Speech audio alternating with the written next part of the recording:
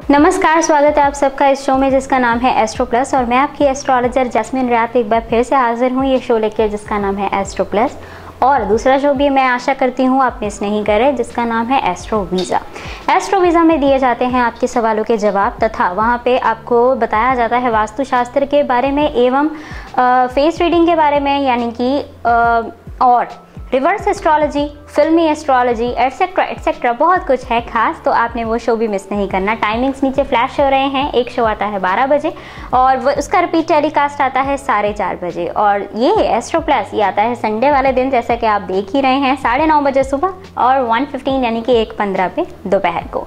तो मिस नहीं करें आप। और आज का टॉपिक तो बिल्कुल भी मिस नहीं करने वाला, क्योंकि आज का टॉपिक आपको वार्निंग है। हमेशा मैं आपको चीज़ें को मोटिवेट करती रहती हूँ, हमेशा बताती रहती हूँ कि प्रॉब्लम्स जो होती हैं वो टेम्परेरी होती हैं और अच्छा टाइम भी टेम्परेरी होता है। इसलिए जब आप पे अच्छा टाइम आए तो याद रखें इंसानियत को और कर्मा थ्योरी को, जो मैं आपको हमेशा बताती रहती हूँ, क्योंकि एस्ट्रोलॉजी आपके अच्छे दिन लाएगी तब। अगर लेकिन आप फिर से भूल जाते हैं कि आपको कैसे बिहेव करना है, तब आपकी स्थितियाँ वहीं पे पहुँच जाती हैं। सबसे पहले तो इसका ख्याल रखें। मोस्टली जब लोग रिकंसल्टेशन लेते हैं तो वो बोलते हैं 3-4 महीने बहुत अच्छा चला, अब क्या हो गया। उसमें क्या होता है कि जब आप पे अच्छा टाइम आ जाता है तो आप भूल जाते हैं कुछ लेसन्स जो आपने पहले सीखे हैं। So don't do that.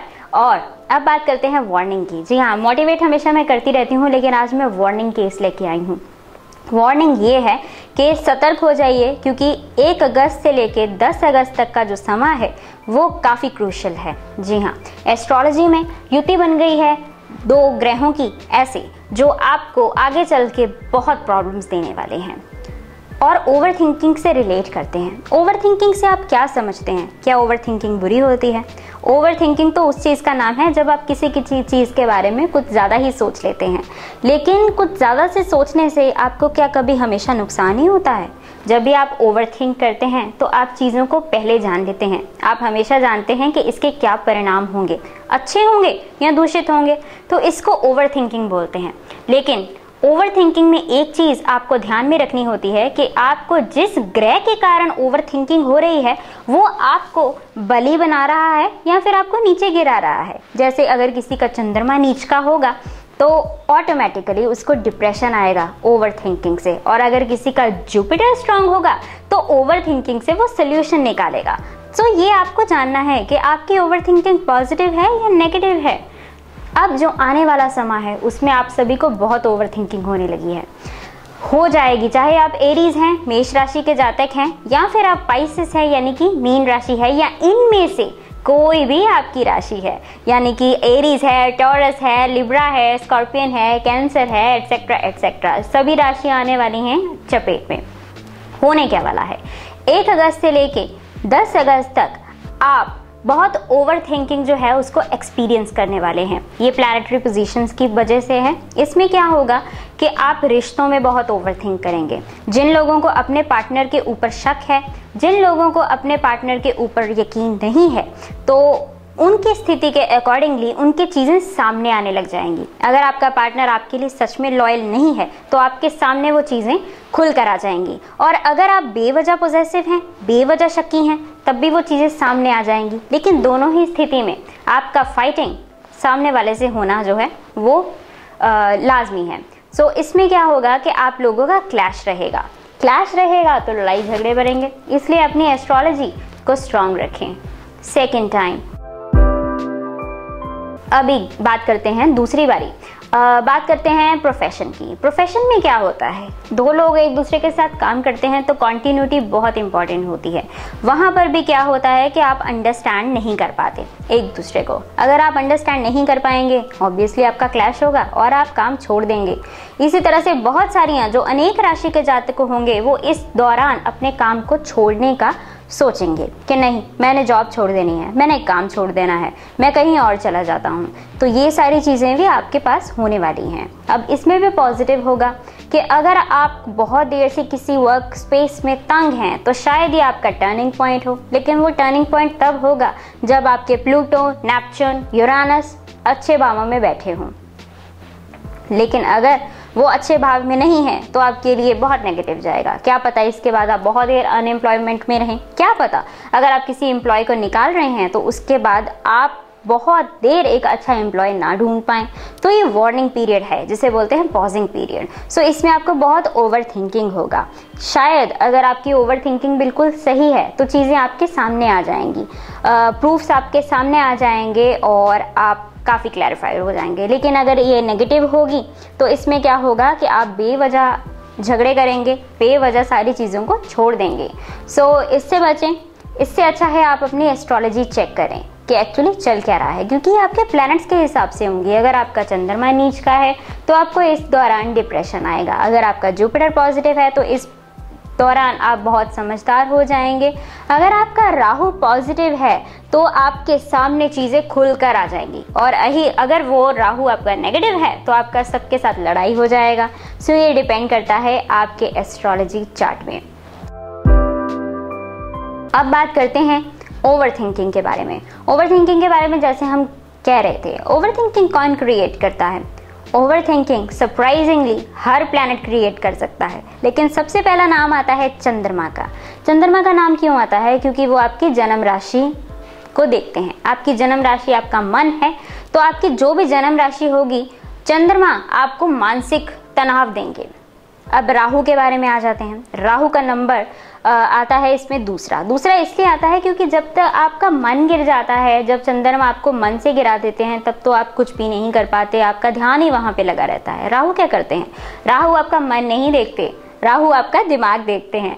दिमाग के ऊपर जब राहु अपना एक तरह से वशीकरण आपके ऊपर कर देते हैं तो आपको कुछ भी समझ नहीं आता। आपको हर जो परिस्थिति है वो नेगेटिव लगती है।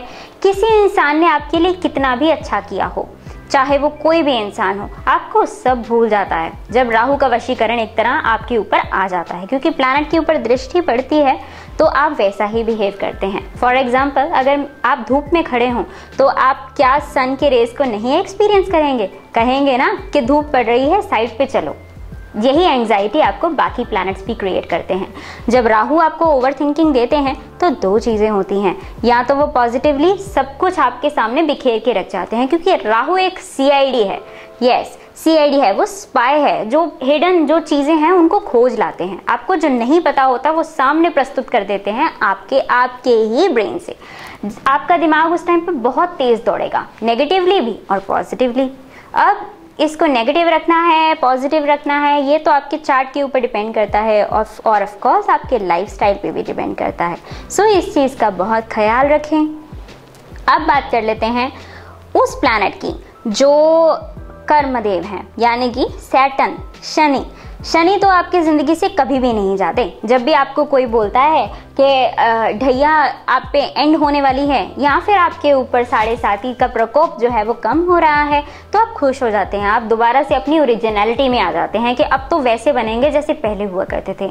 मैं आपको बता दूं, आपके ऊपर शनि की दृष्टि हमेशा रहती है, उसका डिग्री कम होता है, 7.5 में बढ़ जाती है, ढैया में आपको टेस्ट करती है, और जो अंतर्दशा आती है उसमें भी आपके बहुत जो है उनका इन्फ्लुएंस रहता है। तो शनि तो कभी भी नहीं जाते, वो उनकी दृष्टि हमेशा बनी रहती है आपके कर्मों के अनुसार। और इसमें क्या होगा, जो ये फेज आ रहा है, इसमें आपके कर्मों के अनुसार जो बाकी प्लैनेट्स हैं वो आपको फल देंगे। अब आपकी ओवर थिंकिंग आपको ऊपर लेके जाती है, नीचे लेके आती है, ये कर्मों के ऊपर डिपेंड करता है। ओवर थिंकिंग सैटर्न बहुत क्रिएट करते हैं। जब भी शनि को लगता है कि आसपास के जो लोग हैं वो आपके लिए लॉयल नहीं है, आपके पीठ पीछे वो बहुत सारी चीज़ें बोलते हैं जो आपको पता नहीं होती, तो जब भी शनि की दशा आएगी तो वो इसका प्रकोप ज़रूर ढाते हैं दूसरों पे भी और आप पे। अगर आपकी गलती है तो आपको फल मिल जाता है, और अगर दूसरों की है तो दूसरों को मिल जाता है। सैटर्न कर्मदेव है जो कुछ भी बिना कर्मों के आधार पे नहीं करते, ना तो ओवर थिंकिंग और ना ही आपके लाइफस्टाइल में कोई भी और डिसीजन। ओवर थिंकिंग में सबके सामने आपको सबकी चीज़ें राहु के हेल्प से कई बार वो आपके सामने रख देते हैं। कभी आपने देखा है, आप कहते हैं कि अचानक से हो गया, कोइंसिडेंस था, मुझे तो इस चीज़ के बारे में पता ही नहीं चलना था, अचानक मैंने पता लगा लिया, अचानक मेरे सामने चीज़ें आ गई। तो वो अचानक कैसे होती हैं? अचानक सोच लेना राहु है, अचानक चीज़ों का सामने आ जाना वो सैटर्न है, शनि है। तो इसमें आपके साथ ये सारी चीज़ें होंगी जो 1 अगस्त से लेके 10 अगस्त तक है। अब मंगल पे आ जाते हैं। मंगल एक ऐसे ग्रह हैं जो सीधा अपनी चपेट में ले लेते हैं। शनि तो धीरे धीरे आपको सिखाते हैं लेसन्स देके, लेकिन मंगल एक ऐसे ग्रह हैं कि अगर उनको लगे कि आप ठीक नहीं है या आपके साथ जुड़ा हुआ इंसान ठीक नहीं है तो वो एक ही बार में सब कुछ खत्म कर देते हैं। कभी आपने देखा है एक ही बार में लोग बोलते हैं एक ही दिन में सारी चीजें पलट गई नेगेटिवली, तो वो जब प्रकोप आता है तो वह मंगल का आता है। इसीलिए कहा जाता है कि शादी में मांगलिक दोष है, क्योंकि मंगल होता है किसी भी चीज का ओवर होना। तो अगर कुछ भी गलत इस चीज में होगा तो मंगल का इसमें सबसे ज्यादा प्रकोप रहेगा 1 अगस्त से लेके 10 अगस्त तक। आप अपनी राशियों में जरूर देखें, आप अपनी एस्ट्रोलॉजी में जरूर देखें कि राहु कहाँ पे बैठे हैं और कहाँ पर है मार्स यानी कि मंगल विराजमान है, क्योंकि इन दोनों का रोल इसमें बहुत रहेगा। मंगल एकदम से चीज़ों को पलटने वाले हैं। अब वो भी आपके ऊपर डिपेंड करता है कि आपके कर्म कैसे रहे हैं, कैसी स्थिति है आपके मन की, कि वो नेगेटिवली पलटती हैं या पॉजिटिवली पलटती हैं। इसलिए ये एक तरह से आपका ये भी पीरियड होगा कि अगर इसमें आप थम जाते हैं तो आप थोड़ा थोड़ा इससे बच सकते हैं। अपने डिसीजंस मत लें, खास करके जैसे फॉर एग्जांपल जो मकर राशि के जातक हैं, जिनका मकर लगन है और जिनकी मकर राशि है, दोनों पे असर होगा। ज़्यादा से ज़्यादा ये लगन पे बहुत असर डालेगा। तो जिनका मकर लगन है यानी कि कैप्रिकॉर्न, जस्ट मैं एग्जांपल दे रही हूँ, तो उसमें आपको लैंड नहीं खरीदना है। अगर आप इस पीरियड में कुछ इन्वेस्टमेंट कर लेते हैं और आप कुछ चीज़ों को खरीद लेते हैं कि मैंने एक घर खरीदना है, मैंने प्लॉट खरीदना है, तो यकीन मानिए वो आगे चल के, पहले तो बात ही नहीं बनेगी, वो कुछ दिनों तक चलेगा आपका प्रोसेस, उसके बाद नहीं बनेगी and you will get disturb कि काम क्यों नहीं हुआ। तो इसी तरह से, और अगर मान लीजिए हो गया तो ये 10 दिन खत्म होने के बाद वो आपके लिए बहुत लॉस बन जाएगा, यानी कि आप पछताएंगे कि मैंने ये क्यों कर लिया। सो इसमें थम जाएं, इसमें कोई भी खरीदारी ना करें अगर आप मकर राशि के लगन हैं। और बाकी राशियों के बारे में यहाँ पे हमें टाइम कम पड़ जाता है, तो अगर आपको अपनी राशि के अनुसार, लगन राशि, जन्म राशि के अनुसार जानना है कि इस पीरियड में आपके ऊपर कैसा प्रभाव रहेगा, तो आप स्क्रीन पे फ्लैश हो रहे नंबर पर संपर्क करके ज़रूर जान सकते हैं। एग्जाम्पल मैंने दिया आपको मकर राशि का, यानी कि मकर लगन राशि का। सो इसके आधार पे तो मैंने आपको बता दिया, और बाकी राशियों के लिए भी हमने आपको बता दिया कि आप कॉल करके पूछ सकते हैं। अब इसमें हो क्या रहा है इस पीरियड में, कई बार ये एस्ट्रोलॉजी में क्या होता है कि आपको क्या लगता है कि आपको जो भी यहाँ पे चीज़ें बताई जाती हैं वो किस आधार पर बताई जाती हैं। गैलेक्सी में, जहाँ पे आपने स्कूल में भी पढ़ा होगा कि प्लैनेट्स चेंज होते हैं, आपने सभी प्लैनेट्स के बारे में पढ़ा होगा, मंगल, बुध, सैटर्न यानी कि शनि, तो ये सभी जो प्लैनेट्स हैं ये रिवॉल्व करते हैं, आप सभी को मालूम है, घूमते रहते हैं। तो ये एक ही पैटर्न में नहीं है। कई बार क्या होता है कि कुछ प्लैनेट्स एक दूसरे को कोलाइड कर लेते हैं, कई प्लैनेट्स किसी जगह अपनी जगह बदल लेते हैं, या फिर उनकी दृष्टियां बदल जाती हैं, कुछ रेट्रोग्रेड चलते हैं, कुछ कंबस चलते हैं, वो आपकी उसमें डिपेंड करता है एस्ट्रोलॉजी में। इसलिए आपके प्रभाव जो हैं वो डिफरेंट होते हैं, और जब भी कभी वो चेंज लेके आते हैं तो वो चेंज आपके ऊपर भी आता है। जैसे पहले मैंने आपको सूरज का एग्जांपल दिया, अगर आप सूरज में सुबह में खड़े होंगे तो आप उसको एंजॉय करेंगे, आपको लगेगा धीमी सी धूप है, आप एंजॉय कर रहे हैं। लेकिन अगर वही आप दोपहर में खड़े हो जाते हैं तो आपके सनबर्न हो जाएगा, वही आप शाम में हो जाते हैं तो आप सनसेट एंजॉय करेंगे और आपके ऊपर तपश जो है वो नहीं होगी। ये क्या है, ये एक्चुअली उसका पोजीशन है जो चेंज हुआ है। अभी सूरज महाराज उनके पास तपश है इसीलिए आप फील कर लेते हैं, उनके पास लाइट है इसलिए आप फील कर लेते हैं। बाकी प्लैनेट्स जो हैं वो इतने बड़े नहीं हैं जितने सूरज हैं, तो सूरज सबसे बड़े प्लैनेट हैं, तो उनकी बाकी जो हैं वो उसका जो मास है, साइज है, वो छोटा है, इसीलिए आप उनका तपश फील नहीं कर पाते, आप उनकी ठंडक फील नहीं कर पाते, आप उनकी लाइट या डार्कनेस फील नहीं कर पाते, लेकिन वो वहाँ पे एग्जिस्ट करते हैं और उनकी स्ट्रेट रेज आप पे पड़ती हैं। इसमें कोई दो राय नहीं है, ये साइंटिफिकली है। अगर आप भूल चुके हैं तो आई थिंक आप 10th से पहले वाली अपनी जो इतनी भी बुक्स हैं वो दोबारा रीड ज़रूर करें, आपको क्लैरिटी हो जाएगी। सो आज के लिए बस इतना ही, अगली बार फिर मुलाकात होगी, और आपने दूसरा शो मिस नहीं करना जिसका नाम है एस्ट्रो वीज़ा, जिसमें आपके सवालों के जवाब दे दिए जाते हैं और आपको वास्तुशास्त्र के बारे में भी बताया जाता है कि कैसे आपका इमिग्रेशन, ट्रैवल और आपका लाइफ पैटर्न जो है वो स्ट्रांग होगा। इसके अलावा उसमें फेस रीडिंग भी है, जिसमें आप किसी व्यक्ति को देख के ही पहचान सकते हैं कि सामने वाला एक्चुअली कैसी बुद्धि का मालिक है या फिर उसका कैरेक्टर कैसा है। और आपके लिए फिल्मी एस्ट्रोलॉजी भी लेके आते हैं, क्योंकि जिसको इंफरटेनमेंट बोलते हैं, यानी कि एंटरटेनमेंट के साथ इंफॉर्मेशन। कोई फिल्म का क्लिप दिखा के आपको बता दिया जाता है कि ये ऐसा योग बनता है। और यस, आपके सवालों के जवाब तो है ही। और अगर आपने भी जानना है किसी भी तरह का एस्ट्रोलॉजी के रिलेटेड कोई भी क्वेश्चन जिसमें आते हैं टैरो कार्ड्स, पामिस्ट्री, वास्तुशास्त्र, न्यूमरोलॉजी, एस्ट्रोलॉजी, तो आप हमें संपर्क कर सकते हैं। सेव करना ना भूलें, स्क्रीन पे फ्लैश हो रहा नंबर। अगली बारी फिर से मुलाकात होगी, तब तक के लिए अपना ख्याल रखें और सतर्क रहें। अब तब तक के लिए मैं ये आशा करती हूँ कि आपने ये जो शो है वो रेपिटेटिवली सुनेंगे ताकि आपको याद रहे। Okay, bye bye, take care.